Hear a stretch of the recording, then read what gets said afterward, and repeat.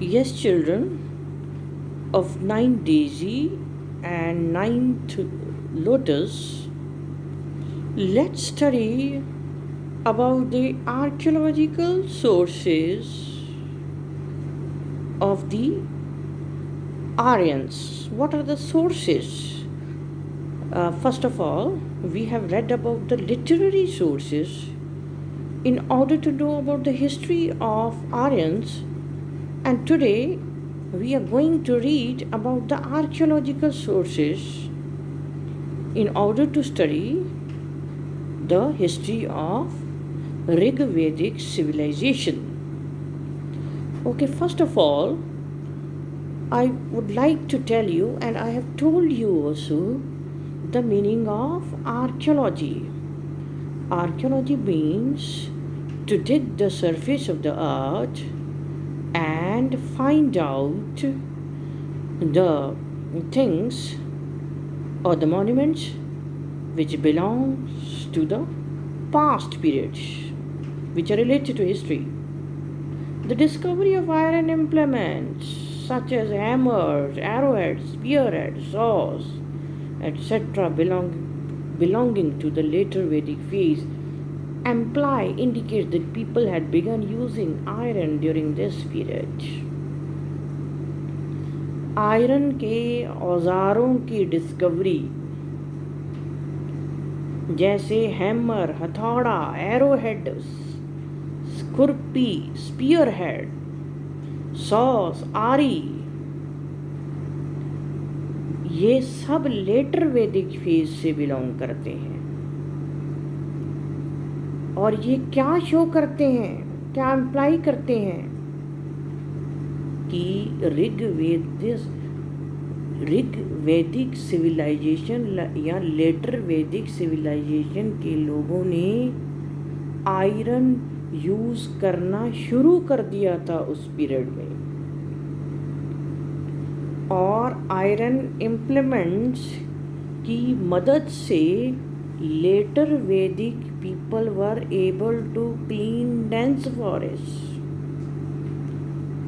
और iron implements की, iron के, लोहे के औजारों की मदद से लेटर वैदिक लोगों ने घने फॉरेस्ट को साफ करना शुरू कर दिया था, और बहुत ज़्यादा लैंड फॉरेस्ट कल्टीवेशन या बहुत ज़्यादा लैंड पर खेती करने लग गए थे। Agriculture became an important occupation. खेती प्रमुख पेशा बन गया था, और लोग अलग अलग क्रॉप्स की वैरायटी ग्रो करने लग गए थे। आयरन सिकल्स, प्लॉस, हल, आयरन सिकल्स, हल जो ऑक्सिस ड्राइव करते थे, एंड होस, और होस जिससे धरती को खोदा जाता है, उससे इन सब के यूज से बहुत ज़्यादा उपज या फसल होती थी। Evidence of use of painted ग्रेवियर, PGW pottery या पेंटेड ग्रेवियर पॉटरी की एविडेंस, प्रमाण कहाँ से मिले हैं? खुदाई की गई साइट जैसे हस्तिनापुर, आलमगीरपुर, मथुरा, श्रावस्ती और कौशाम्बी से मिले हैं। पेंटेड ग्रेवियर बहुत ही फाइन, स्मूथ पॉटरी, बहुत ही अच्छी मिट्टी की, बड़ी सॉफ्ट पॉटरी बर्तन होते थे, जिसमें ओपन माउथेड बाउल्स, बड़े खुले माउथ वाले कटोरे, डिशेस होती थी, प्लेट्स होती थी। It was made from high quality clay, इसमें बहुत हाई क्वालिटी की क्ले यूज़ की जाती थी, जिसके ऊपर अलग अलग ज्योमेट्रिकल डिज़ाइंस बनाए जाते थे। प्रिंटेड ऑन ब्लैक, कौन से कलर में? ब्लैक और डीप चॉकलेट ब्राउन कलर के ज्योमेट्रिक पैटर्न्स बनाए जाते थे। These pots point two the fact, और ये पॉट्स किस फैक्ट को पॉइंट करते हैं, किस तथ्य को दर्शाते हैं कि जो लेटर वैदिक पीपल थे वो वेल वर्स्ड थे, वो बड़े कुशल थे, उनको बहुत ज्ञान था। किसका? सोफिस्टिकेटेड फायरिंग टेक्निक्स का। सोफिस्टिकेटेड मीन्स ऐसी टेक्निक्स जो बड़ी ही अप टू डेट थी। फायरिंग टेक्निक मीन्स कि उन्हें जो आग जलाने की जो टेक्निक्स थी वो बड़ी अप टू डेट थी उस जमाने में भी, बड़ी साइंटिफिक सोच को दर्शाती थी। ऋग वैदिक civilization, now we are starting the main topic here also, the Rig Vedic civilization. The main source of information regarding the social, economic, religious and political life of the Rig Vedic Aryans is their oldest Veda.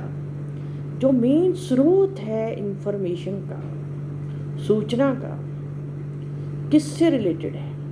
सामाजिक, आर्थिक, धार्मिक और Rig Vedic Aryans की राजनीतिक जिंदगी से। वो हमें किससे पता लगता है? उनके लिखे हुए सबसे पुराने वेद, दैट इज ऋग वेदा से। इस वेदा या ऋग वेदा से हमें नीचे लिखी फॉलोइंग इंफॉर्मेशन पता लगती है आर्यंस के बारे में। First of all we'll read about the social life of the Rig Vedic Aryans. सबसे पहले हम ऋग वैदिक आर्यंस की सामाजिक लाइफ के बारे में पढ़ेंगे। First of all let's read about their family life. पारिवारिक जिंदगी कैसी थी उनकी? The Aryans led a simple life. Aryan साधारण जिंदगी जीती थी, वो गांव में रहती थी और उनकी जो लाइफ थी, जिंदगी थी, काफ़ी खुश थी। उनकी जो फैमिलीज थी वो पत्रियाचल थी, means where father was the head of the family. In patriarchal family father मुखिया होता था फैमिली का। ओल्डेस्ट मेल मेंबर फैमिली में गृहपति कहलाता था या हाउस होल्ड का, घर का मास्टर कहलाता था। और सभी मेंबर्स गृहपति यानी ओल्डेस्ट मेंबर जो होता था फैमिली का उसकी आज्ञा का पालन करते थे। गृहपति सारे सामाजिक और धार्मिक राइट्स को बड़ी फेथ से, बड़े सत्कार से फॉलो करता था। Aryans attached the greatest significance to the interest of the clan, and the idea of a state had not developed till then. Aryans सबसे ज़्यादा महान इम्पोर्टेंस किसको देते थे? अपने क्लैन डायनेस्टी के इंटरेस्ट को, कि वो किसके वंशज है, अपने वंश को सबसे ज़्यादा इम्पोर्टेंस देते थे। क्योंकि उस जमाने में स्टेट का आइडिया डेवलप नहीं हुआ था, स्टेट नहीं बने थे तब। इसलिए जिस अपने पूर्वजों का जो वंश चला आ रहा है, जिस वंश के हैं, उस वंश को ही बहुत इम्पोर्टेंस देते थे। It is also the reason, इसीलिए यही रीज़न है, यही कारण है कि ज़्यादातर हिस्टोरियंस ऋग वैदिक सोसाइटी को ट्राइबल सोसाइटी, कबीले वाली सोसाइटी, कबीले वाला समाज मानते हैं, कबीलाई समाज मानते हैं, कबीलों में रहने वाला समाज। Many families form themselves into tribe. बहुत सारी फैमिलीज ने अपने आप को किस रूप में बना लिया था? ट्राइब के रूप, आदिवासी जाति के रूप में। और सारे ट्राइब कहाँ रहते थे? एक ही विलेज में रहते थे। Now let's read about the condition of the women. औरतों की दशा क्या थी उस टाइम में? Indo Aryans held their women in high esteem. Indo Aryans women की बहुत ज़्यादा रिस्पेक्ट करते थे। No holy function was perform without their active participation. किसी भी तरह का पवित्र या धार्मिक अनुष्ठान या सेरेमनी औरतों की हिस्सेदारी या पार्टिसिपेशन के बगैर अधूरी मानी जाती थी या औरतों के बगैर नहीं किए जाते थे। Women to use to take part, और औरतें भी फेस्टिवल्स और फंक्शंस में फ्रीली पार्टिसिपेट करती थी। As there was no such practice as the purdah system, क्योंकि उस जमाने में पर्दा सिस्टम जैसी प्रैक्टिस नहीं थी। They received education like the members of the family, जैसे दूसरे मेंबर्स को एजुकेशन दिया जाता था वैसे ही महिलाओं को भी शिक्षा दी जाती थी। उनमें से कुछ विमेंस तो बहुत ही जानी मानी स्कॉलर्स विद्वान थीं, जैसे विश्वरा, घोषा, उपाला, मुदगलालिनी etc., who composed some of the Rigvedic hymns, जिन्होंने कुछ ऋग्वेदिक हिम्स कंपोज किए थे। All people except kings and nobles practised monogamy. सारे लोग किंग्स को छोड़कर और नोबल्स वजीरों को छोड़कर एक ही विवाह करवाते थे। Monogamy means single marriage.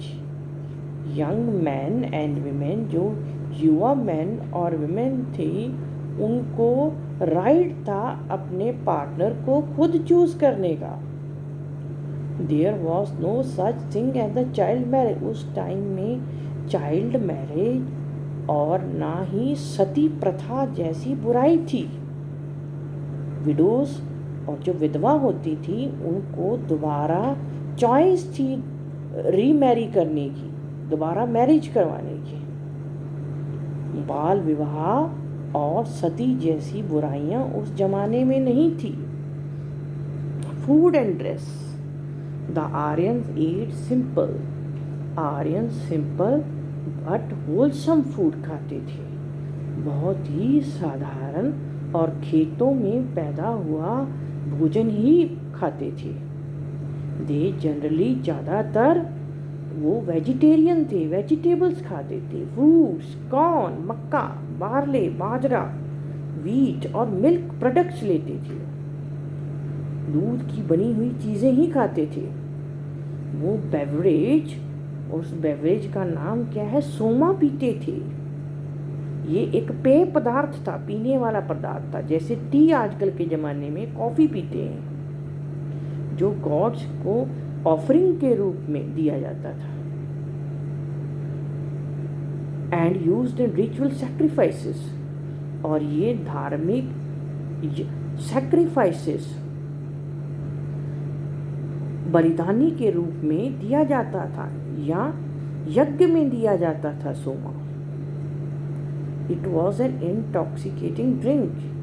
ये कैसी ड्रिंक थी? इंटॉक्सिकेटिंग ड्रिंक थी, इसमें नशा नहीं था। The Aryan used a simple dress.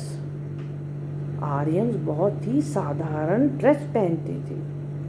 उनके कपड़े कॉटन और वूल के बने होते थे। वो पगड़ी से अपना हेड कवर करते थे और अंडर गारमेंट शर्ट्स और धोती पहनती थी।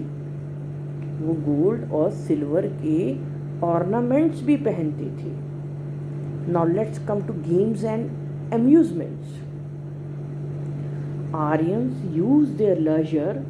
जो आर्यंस अपना फ्री टाइम अपने को अम्यूज करने में, एंटरटेनमेंट करने में लगाते थे, जैसे हंटिंग करके, शिकार करके, chariot race, this picture you are seeing, रथों की रेस होती थी, डांसिंग में होती थी, सिंगिंग होती थी, गैम्बलिंग, जुआ खेला जाता था, इसके साथ में चौपड़े यानी डाइस के साथ में।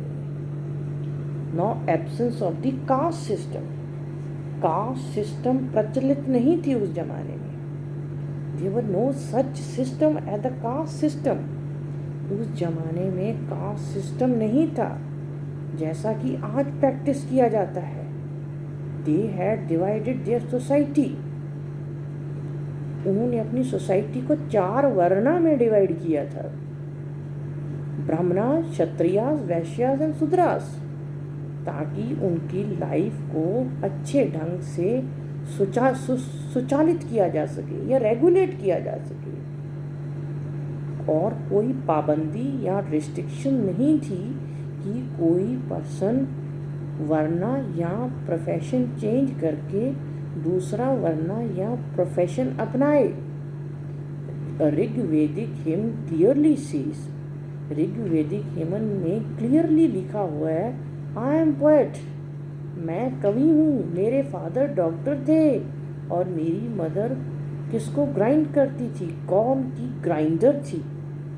मीन्स ब्राह्मणा से क्षत्रिय भी बन सकते थे. अगर पिता ब्राह्मण है तो बेटा क्षत्रिय भी बन सकता था. यानी कोई रिस्ट्रिक्शन नहीं थी किसी भी पर्सन पर कि वो अपना वर्ण या प्रोफेशन नहीं बदल सकता. Now children, for today this much only, and tomorrow I start economic life और material life of the Rigvedic Aryans. I hope that you must have understood this chapter thoroughly.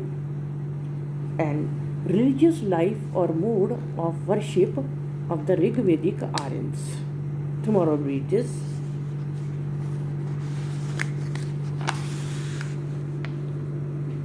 Now singing hymns, the political organization and administration also left.